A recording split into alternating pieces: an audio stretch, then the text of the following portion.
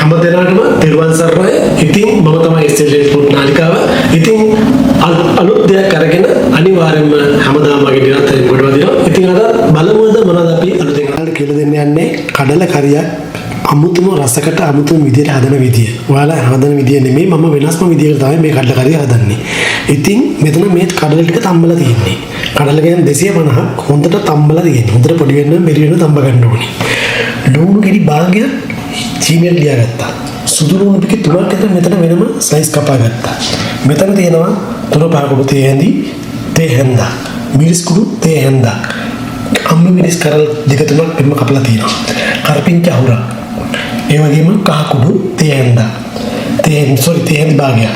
ඒ වගේම කුණු පිටු කෑල්ල. ලුණු කුඩු අවශ්‍ය ගන්නට මෙතන තියෙනවා මිටි කිරි මිටක්, ඒ වගේම දිය කිරි. හරි? මෙතන තියෙනවා කඩල කරියට වෙනම කාලේ මේ වේලිච්ච මිරිස් කඩලා තියෙනවා 2-3ට. ඒ වගේම කරපිංච ලුණු ගෙඩි භාගයක් ස්ලයිස් කපලා තියෙනවා.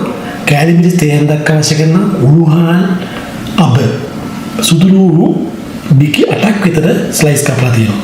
ඉතින් මේ ටික තමයි අපිට අවශ්‍ය කරන්නේ මේ කඩල කරිය හදන්න. ඉතින් එවන වැඩි වෙලා ගන්න නැතුව යමු අපි ඊළඟ පියවර මොකක්ද කියලා බලමු. හරි. දැන් මම බලන්න ලිපේ තිබ්බ. දැන් මේකට මොකුත් තෙල් දාන්නේ නැහැ. තෙල් ටිකක් වෙනම ඕනේ අපිට. දැන් කඩල එක දානවා මේකට. ඊට පස්සේ දාන්න පොල් කිරි ටික මේ මිටි කිරි මෙදිය කිරි ටික. දැන් 3-5 කුඩු එක. ඒ වගේ කුරුඳු පුතු කෑල්ල ටික. ඊට පස්සේ අපි ගන්නවා මේ ලියාගත්ත ලුණු ටික. අම්මිරිස් ටික. සුදු ලුණු ටික.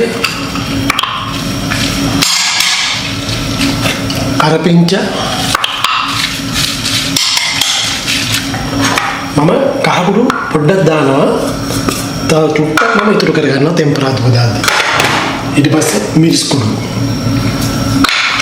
දැන් හොඳට මොන සේරම කලවම් කරා. දැන් ඔයාලා මේක ලුණු දාන්න අවශ්‍ය කරනට දැන් මේක හොඳට උයවන්න. දැන් මේක හොඳට උතුරවන්න. හරි? ගොඩක් කලා යන්නේ දැන් කල්ල තැම්බිලා තියෙන්නේ. දැන් මේ පහේ ටික මේක තැම්බෙන්න අරින්න. ඊට පස්සේ ඊළඟ පියවර මම කියන්න මොකද කරන්න ඕනේ කියලා. දැන් ඔන්න කඩල කරිය තැම්බලා තියෙනවා. දැන් මේ පහේ ටික කඩල තැම්බිලා තියෙන්නේ කොහොමද? පහේ ටික තැම්බ ගන්න අපිට ඕනේ. දැන් ඔන්න හරි. දැන් ඔයාලා මම දෙයක් කියන්න. මේ වගේ මේකක් නැත්තම් ඔයාලා ගන්න බෝතලයක් වෙන්නේ. අරගෙන මෙහෙම පොඩ්ඩක් මේ කඩල කරිය පොඩි කරනවා. මේ විදිහට පොඩි කරනවා. හරිද? ලිපේම තියාගෙන මෙහෙම උතුරනම මේ විදිහට පොඩි කරනවා. දැන් එනවා පොඩ්ඩක් පොඩි වුණා නැති ගොඩක් නෙමෙයි සාමාන්‍ය ගන්න. ඔන්න දැන් ඒකත් හරි. දැන් ඉස්සරහ මේ කිරි ටික දාන්න. දැන්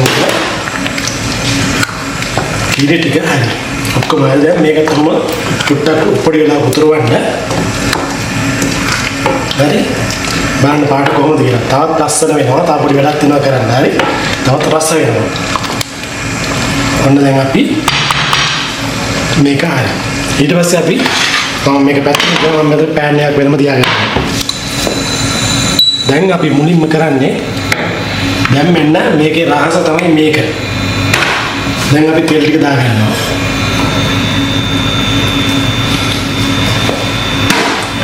මම ඉස්සෙල්ලාම මොනවද දාන්නේ? මේ මිරිස් කඩල ටික දානවා. ඒකම සුදු ලුණු ටිකත් එකතු කරගන්නවා. හරි? මෙරිටිය කොහොමද try කරන්න. මේක හොඳට try කරගන්න. ඉතින්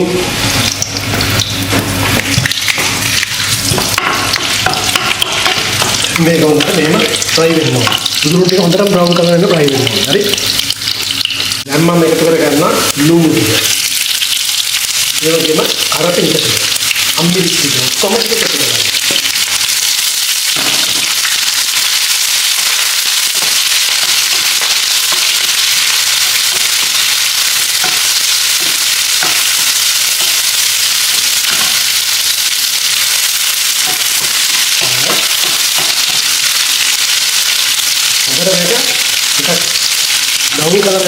ඔයගොල්ලෝ මේක try කරලා බලන්න. හරි. දැන් ඒ අතරේ මම මේකට අතෙන් දාගන්නවා මේ උඩු මරන් ටික.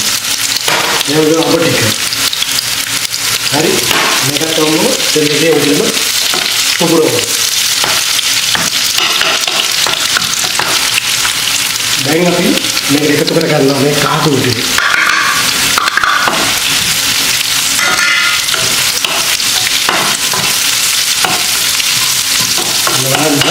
අස්සල ටෙම්පරේචර් එක කරනවා. දැන් එකතු කරගන්න මේ කෑලි මික්ස් ටික. අපි තව මේකට ලුණු දාලා තියෙන කන්න කරියට. ඔන්න මේ වගේ ලස්සන ටෙම්පරේචර්. හරි. දැන් අපි මේක දාන්නේ. ඔන්න කඩල කඩිය හදන ක්‍රමය. ඉතින් හදලා බලන්න රස කියන්න හරිම රසයි මේ විදිහට දුවම හරිම සුවඳයි බත් පාන් රොටි ඕනම දෙයකට මේ කඩලා කරිය ඔට්ටුයි. ඉතින් ඒක හැමෝටම සුබ දවසක් නිරෝගීමත් වෙන්න ප්‍රාර්ථනා කරනවා. ගිහිල්ලා එන්න අලුත් එකකින් හම්බෙමු. හැමදාමත් වගේ ඔයාලා ගාලින්දර ගොඩව දෙනවා නිරන්තරයෙන්ම අලුත් දෙයක් කරගෙන. ඉතින් හැමෝටම තෙරුවන් සරණයි.